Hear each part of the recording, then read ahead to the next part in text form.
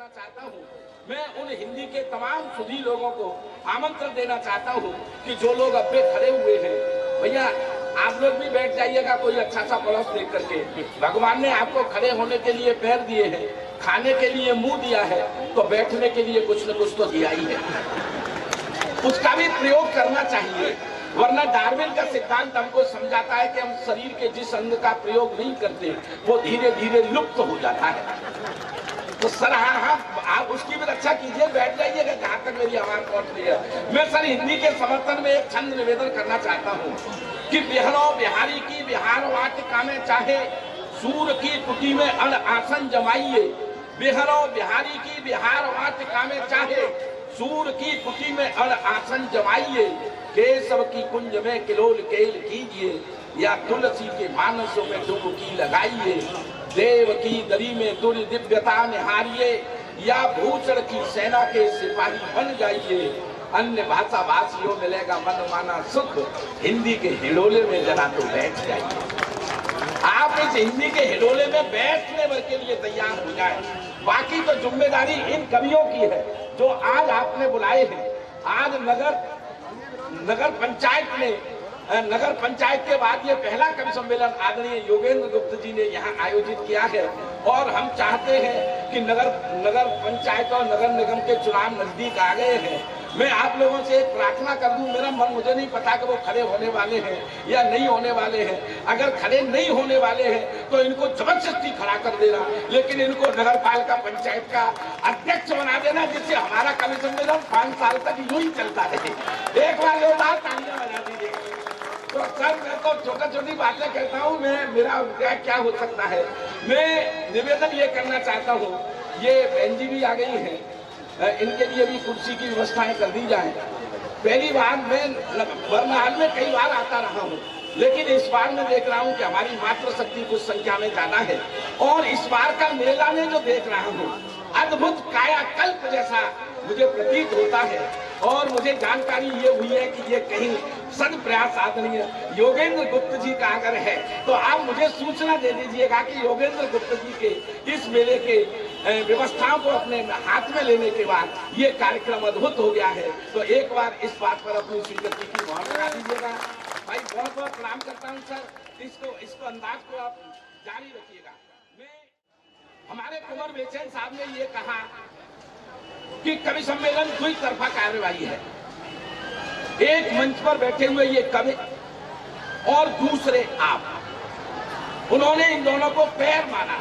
एक पैर मंच को माना और एक पैर उनको जो कविताएं सुनने के लिए उपस्थित हैं, बड़े लोग होते हैं। तो उन्होंने 4 पंक्तियां कही कि पूरी धरा भी साथ दे तो और बात है, पर तू जरा भी साथ दे तो और बात है। चलने को तो एक पांव से भी चल लेते हैं लोग, पर दूसरा भी साथ दे तो फिर और बात है। तो आपके पैर का अगर सहारा मिला, और एक बात में जो पिछले 30-25 वर्ष से हर मंच पर कहता चला आ रहा हूं, आज भी आपके साथ साझा करना चाहता हूं। मैं कहना राम कैलाश जी ये चाहता हूं कि कवि सम्मेलन केवल जिंदा लोगों के लिए होते हैं। जिंदा लोगों के लिए कवि सम्मेलन कराए जाते हैं, जिंदा लोगों के लिए ही कवि सम्मेलन होते हैं। जो लोग जिंदा होने से तात्पर्य गौरव भाई मेरा केवल इतना होता है कि जो लोग अपने धर्म के लिए, जो लोग अपनी संस्कृति के लिए, जो लोग अपने संस्कार के लिए, जो लोग अपने समाज के लिए और जो लोग अपने देश के लिए जागरूक नहीं होते वो जिंदा नहीं होते। और मैं सदियों से जो जागरूक लोग हैं, जिन्होंने आजादी के इस महायज्ञ को तमाम सेनानी प्रदान किए, उस धरती के जागरूक लोगों के बीच में और कहना चाहता हूं, आप जिंदादिली का परिचय दीजिएगा। हाथ से सुनोगे यदि मित्रों, खिलखिला उठोगे, हंस लोगे। पर्याप्त व्यवस्था है आपको हंसाने के लिए कवियों की। हाथ से सुनोगे यदि मित्रों, खिलखिला उठोगे, हंस लोगे।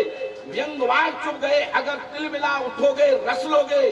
श्रृंगार सुनोगे जब मित्रों, हाथ खोल करके बैठिएगा सर। श्रृंगार सुनोगे जब मित्रों, घर जा प्रिय को बाहों में कस लोगे।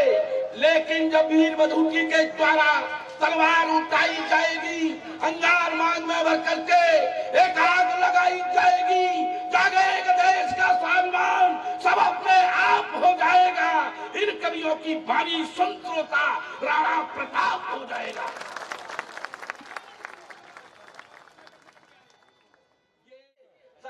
जीवन में सब कुछ है। आज हमारे चेहरों की हंसी खुशी गायब हो गई है। पिछले दिनों कोरोना काल रहा तो हम इस तरह के कार्यक्रम नहीं कर पाए, एक दूसरे के साथ हम नहीं बैठ पाए, हमारे चेहरों की मुस्कुराहट कहाँ थी।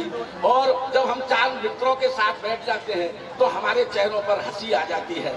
कोरोना काल में जब सर एक आपके साथ क्योंकि सब प्रबुद्ध लोग बैठे हुए हैं, एक छोटी सी बात आपके साथ शेयर करना चाहता हूँ। जब कोरोना हिंदुस्तान में आ रहा था तो पूरी दुनिया ये सोच रही थी कि कोरोना अगर हिंदुस्तान में फैल गया तो हिंदुस्तान का सबसे अधिक नुकसान होगा, क्योंकि हमारी सरकार तैयार नहीं थी। न हमारे पास पर्याप्त अस्पताल थे, न डॉक्टर्स थे, और दवाई पूरी दुनिया के पास थी नहीं। हिंदुस्तान का सबसे अधिक नुकसान होगा। लेकिन आप लोग सब इस बात के साक्षी हैं कि जब कोरोना हिंदुस्तान से चला गया है, हमारी सरकार की इतनी अच्छी व्यवस्थाओं के कारण रहा हो या किसी भी तरह रहा हो, लेकिन पूरी दुनिया ये बात जान करके चमत्कृत है कि कोरोना काल में सबसे कम किसी देश का नुकसान हुआ है जनसंख्या के अनुपात में, तो उस देश का नाम है हिंदुस्तान। हमारे हिंदुस्तान का सबसे कम कैलाश भाई साहब नुकसान क्यों हुआ? क्योंकि लॉकडाउन में हम केवल लॉक हुए थे, डाउन नहीं हुए थे। सर इस पर ताली आनी चाहिए। हम केवल लॉकडाउन में लॉक हुए थे, डाउन नहीं हुए थे। सर लॉकडाउन लग गया था देश में, हम घरों में कैसे सरकार व्यवस्थाएं घर पर ही पहुंचवा रही थी, कोई प्रॉब्लम नहीं थी। एक ही प्रॉब्लम थी, सुबह उठ करके एक ही लुगाई का मुंह देखना पड़ता था। सर ये कोई दूसरा विकल्प ही नहीं था। सुबह उठो वही भूतनी, दोपहर को भी वही भूतनी, रात को भी वही भूतनी, दूसरा विकल्प था नहीं हमारे सामने। सर ये प्रॉब्लम थी। और एक चीज सर प्रिंसिपल साहब आपको ये भी जानकारी है कि हमारे देश में जो कैजुअलिटी हुई, जो मौतें हुई, कोरोना की वजह से नहीं हुई, दहशत की वजह से हुई। अगर किसी डॉक्टर दो चार छींके किसी आदमी को क्या आ गई और उसके पड़ोसी ने ये कह दिया कि तो कोरोना है सकते हुए, और वो बाई भी चेक कराए लो माने और पॉजिटिव आयो या नहीं आओ, डॉक्टर के चौरे तक पहुंचने में अधमरो है वो आदमी। सर जोरदार ताली बजाओ, हमारी सरकार की दहशत से मर रहे। और इस दहशत को बाबू जी एक चीज और आपने अनुभव की होगी, कोरोना काल में सोशल मीडिया के माध्यम से मुझे पता चला कि जिसे भी देखो अपने घर में रसोई घर में घुसा हुआ है, हलवाई बनने की कोशिश कर रहा है। जिसे भी देखो कोई सब्जी काट रहा है, कोई प्याज छील रहा है, कोई लहसुन छील रहा है, हलवाई बनने की कोशिश कर रहा है। और जो हलवाई नहीं बन सकता था बेचारा झाड़ू पोछा कर रहा है। हाँ हंसने की बात नहीं है, मैंने झाड़ू पोछा ही किया था। पोछे का असर यहाँ तक हो गया है। अक्सर मैं देख रहा हूँ भाई साहब तो मेरी तरफ देख करके बड़े आनंद से देख रहे हैं, इतने दूर दूर के देख रहे हैं कि मंच पर भी मेरे जैसा एक आइटम रखा हुआ है। मेरे बिल्कुल साधु भाई लग रहे हैं। साधु भाई का मतलब होता है एक ही कंपनी के द्वारा ठगे गए दो ग्राहक। सर आदमी के जीवन में केवल दो ही महिलाएं सर पे हाथ फिरा सकती है, या तो माँ फिरा सकती है या पत्नी फिरा सकती है। माँ हाथ फिराती है तो बाल बढ़ते हैं।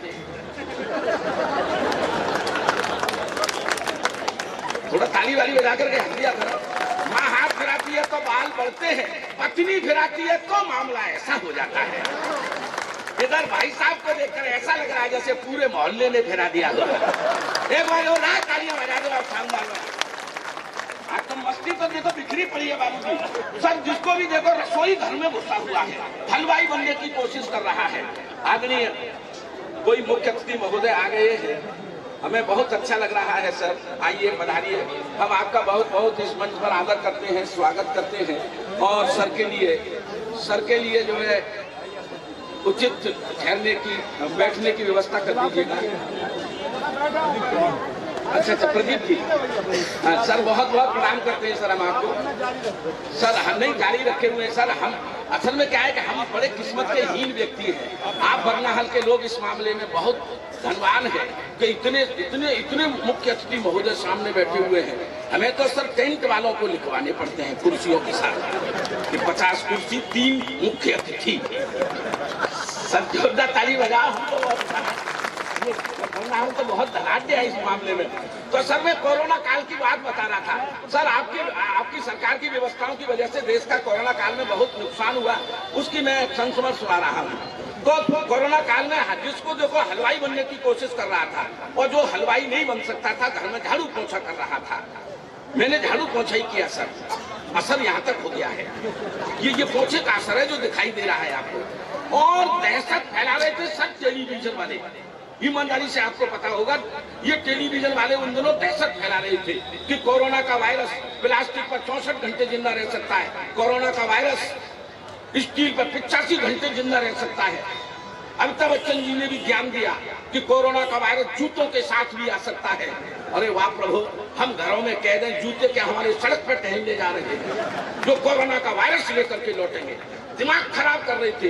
एम्स के डॉक्टर साहब ने भी बताया कोरोना की पहचान के बारे में, इसमें छींकें आती है, जुकाम हो जाता है, खांसी रहती है, हल्का हल्का बुखार रहता है, मुंह का स्वाद चला जाता है। ईमानदारी से अध्यक्ष में बता रहा हूँ आपको, घरों में मसाले खत्म हो रहे थे, सब्जियों में स्वाद आ ही नहीं रहा था, लेकिन आप ये नहीं कह सकते थे कि सब्जी में स्वाद नहीं है। एक दिन 2 कौड़ी की सब्जी बनी, कोई स्वाद नहीं प्रिंसिपल साहब, उसमें कोई स्वाद नहीं, मेरे मुंह से अचानक निकल गया आज सब्जी में स्वाद नहीं। बस इतना ही कहना मेरा अपराध हो गया। घरवाली ने तुरंत मोबाइल निकाला, खींच खांच करके क्वारंटाइन सेंटर को फोन कर दिया कि मेरे पति का स्वाद चला गया। 5 मिनट नहीं हुए अपने चरित्र को सड़क की छाती पर रगड़ती हुई एम्बुलेंस मेरे दरवाजे पर, व्यवस्था इतनी चौकस थी, एम्बुलेंस मेरे दरवाजे पर 5-6 कोरोना की किट पहने हुए उसमें से यमदूत जैसे निकले। 3-4 ने पैर पकड़े, 2-3 ने हाथ पकड़े और जबरदस्ती मुझे एम्बुलेंस में ठूस दिया कि चल बेटे 14 दिन के लिए क्वारंटाइन। बाबूजी मेरा इतना ही तो अपराध था कि मैंने ये कह दिया था कि सब्जी में स्वाद। सर इतवार तक मैं सजा भुगत रहा था, 14 दिन के लिए क्वारंटाइन। सर मुसीबतें वहां भी पीछा नहीं छोड़ रही थी। आदमी की किस्मत खराब हो, ऊंट पे भी निकल के जाए तो कुत्ता काट ले उसको।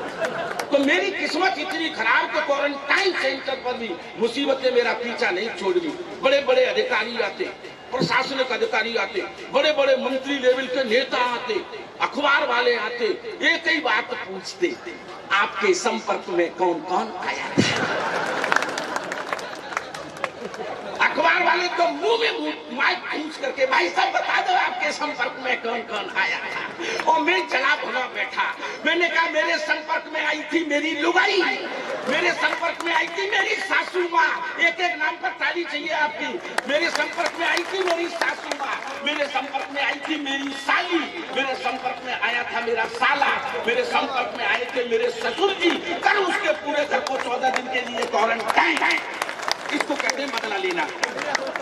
और मैंने अगर बदला ठीक ले लिया हो तो जोरदार तालियां बजाओ। तो सर ये आनंद बस बरसता रहे, हम इसी तरह हंसते हंसाते, क्योंकि ये कार्यक्रम उस धरती पर होने वाला है, हो रहा है जिस धरती पर इस देश को आजाद कराने में तमाम लोगों ने अपनी ताकत के साथ, हिम्मत के साथ ब्रिटानिया हुकूमत से लोहा लिया है।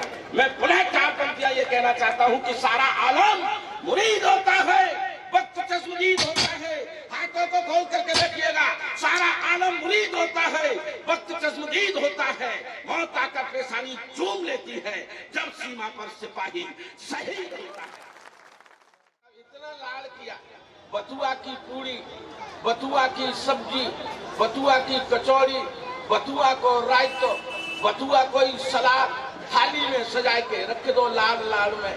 और जैसे ही सौरभ जी की नजर बथुआ की थाली पे पड़ी, इनको दिमाग खराब, बड़े प्यार से बोले सासू माँ जाते तो तुम हमें बथुआ के खेत में ही छोड़े आती। तो ऐसे हैं ये मुन्ना लाल सौरभ जी। कई बार देखो सर गांव का तो अद्भुत ही मांजरा था। पहली बार जब ये ससुराल गए उस दिन का एक दृश्य और मैं आपको दिखाता हूँ। जब आपकी भी बाबूजी प्रिंसिपल साहब आपकी भी शादी गई हुई होगी और पहली बार आप ससुराल गए होंगे तो आपकी सासू माँ ने बहुत ज्यादा लाड़ प्यार किया होगा।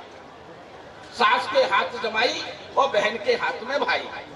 सासू माँ अपने जमाई पर बहुत प्यार लुटाती है। अब सौरभ जी पर भी प्यार लौटा दिया, खाना शानदार बनाया और सौरभ जी पैदल चल के ससुराल पहुंचे। भूख के मारे आत्मा फुला रही थी और सासू माँ ने गरम गरम खीर पूड़ी सब्जी बना करके इनकी थाली में परस दी। अब भूख के मारे खीर है देख के मुंह में पानी जबरदस्ती बड़ी सी चम्मच भरी और मुंह में डाल ली। अब गरम खीर न तो उगलवे के रहे न निगलवे के रहे, तो इनने बड़ी तरकीब निकाली। हास्य के कवि है तो इन्होंने तरकीब निकाली और यूं करके जी छप्पर का नयो बनो है, चौ कहते ही हवा निकल गई, भाप निकल गई तो ठीक ठंडी है। जी छप्पर का नयो बनो है, बगल में इस सालों बैठो बोलो कि हाँ जी जा छप्पर तो नयो ही बनो है, पर तेरे भभका पे ते बच जाए तब जानिए। सर ताली बजा दो आप थोड़ी सी, हाथ की मुद्रा में आ जाइएगा। इन पर सासू ने कितना प्यार लुटाया है। पिछले दिनों बता रहे थे कि भाई साहब फिर मैं 2, 3, 4 बार जब ससुराल जा लिया और मैं लगातार ससुराल में बहुत प्यार मिलता था तो मैं 2-4 दिन रुक जाता था, तो मैं 3-4 दिन ससुराल में रुक गया।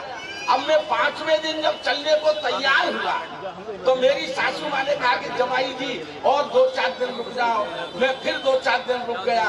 फिर जब मैं चलने को तैयार हुआ तो बोला कि अब मैं चलता हूँ, तो सासू माँ ने कहा कि जमाई जी 2-4 दिन और रुक जाओ।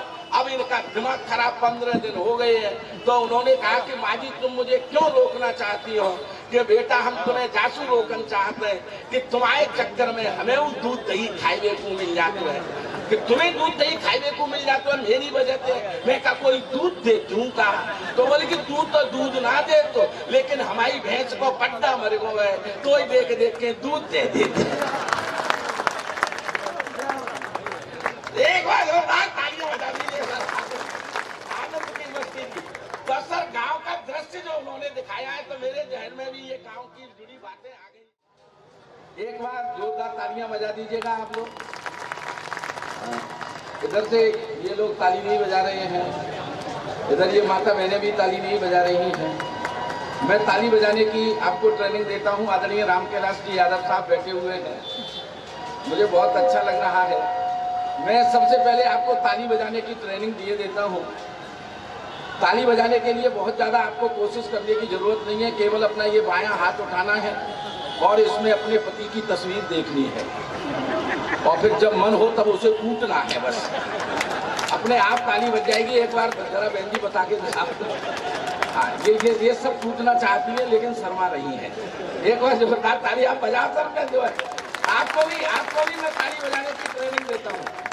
ये इन पुरुषों की ताली भी बाबूजी अपने आप बज जाएगी, अपने आप। इनको भी यही काम करना है। सर कवि सम्मेलन ऐसे नहीं सुना जाता है, कवि सम्मेलन ऐसे सुना जाता है बैठ करके, जिसमें कवियों की बात अगर आपके मन तक पहुंचे तो आपको ताली वाली बजा करके इनका हौसला बढ़ाना पड़ता है। ये आपके बच्चे हैं, इनको कुछ कहने का मां सरस्वती ने हुनर दे दिया है। आप बड़े लोग हैं, आप बड़े लोगों को हम क्या सुनाएं, लेकिन जो हुनर हमारे पास है, आज आप हमारे परीक्षक हैं। आज आपको हमारी कॉपियां चेक करनी है कि हम कुछ लिख पाने में कामयाब हुए हैं या नहीं हुए हैं। एक बार इसलिए आशीर्वाद की दाया हाथ उठाकर बाया हाथ उठाकर के आप कोशिश कीजिएगा कि हम इस सम्मेलन को प्रारंभ करें। और मैं बता रहा था कि ताली तो सर अपने आप बच जाती है, आपको भी ये काम करना है, बाया हाथ उठाना है। आदरणीय योगेंद्र गुप्त जी आप अब बैठ जाइएगा। अब क्रांतिकारियों का समय नहीं है तो उसको आनंद लेने का समय है। हाँ, तो जितनी मेहनत वो कर रहे हैं आदरणीय योगेंद्र जी, बहुत लगातार लगे हुए हैं, तो सर कैलाश भाई साहब आपकी भी तालियां बज जाएंगी अपने आप। केवल आपको बायां हाथ उठाना है और भूल के भी घरवाली की तस्वीर नहीं देखनी है, क्योंकि घर जाकर के फिर आपको भगवान भी नहीं बचा सकता। हाँ, कहीं पत्नी समझ करके आपने कूट दिया तो, है ना। तस्वीर तो आपको भी देखनी है। जो लोग मेरी बात से सहमत हों केवल वही तालियां बजाएं। तस्वीर तो आपको भी देखनी है, लेकिन उस आदमी की जिसने आपकी शादी करवाई, ये सब थके हुए दिल के लोग बैठे हुए हैं, अपने अपने घरों से सताए हुए लोग हैं। हाँ, एक बार आनंद की तालियां बजा करके मैं इस कार्यक्रम को शुरू करना चाहता हूँ। ये हिंदी का उत्सव है और बहुत आनंदित हुए जब आपने कुछ क्रांतिकारियों के नाम, आदरणीय हुब्बलाल जी गोस्वामी जी का नाम, आदरणीय नाम मेरे पास सूची नहीं है, तमाम गुप्त परिवार के आदरणीय कटोरी देवी जी का नाम, ये सब नाम क्रांतिकारियों के लिए, तो हमको लगा कि हम आज उस धरती पर हैं जहाँ की धरती ने इस स्वतंत्रता के संग्राम में हिस्सा लेकर के और हमें ये आजादी उपलब्ध कराई। उनको हम सत सत प्रणाम करते हैं, उनको अभिनंदन करते हैं। सारा आलम मुरीद होता है, वक्त चश्मदीद होता है, मौत आकर पेशानी चूम लेती है जब सीमा पर सिपाही शहीद होती है। हम उन शहीदों को नमन करने के लिए बैठे हुए हैं। आज गौरव चौहान किसी परिचय के मोहताज नहीं है। नेताजी लपेटे के शो में लगातार आप उनको देखते रहते हैं और आज रामकेलास जी बैठे हुए हैं और हम कभी मंच ईमानदारी से बता रहा है, कभी मंच पर जितने भी लोग बैठे हुए हैं, बिल्कुल आज कोई झूठ नहीं बोलेगा, सब सत्य बोलने वाले लोग बैठे हैं, कोई झूठ नहीं बोलेगा। और हमें झूठ बोलने की जरूरत क्या है जब इतने बड़े बड़े नेता यहाँ पर बैठे हुए हैं। सर बात पहुंचती रहे तो तालियां देते रहिएगा सर। सर आपके रहते हुए हमें झूठ बोलने की क्या जरूरत है?